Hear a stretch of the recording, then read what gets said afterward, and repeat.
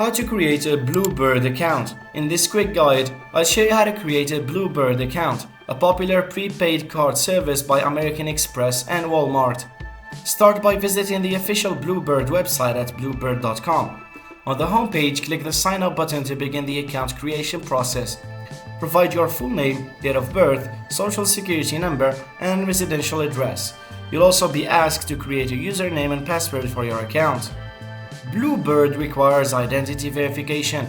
You may be asked to provide additional documents such as your ID or a utility bill to confirm your identity.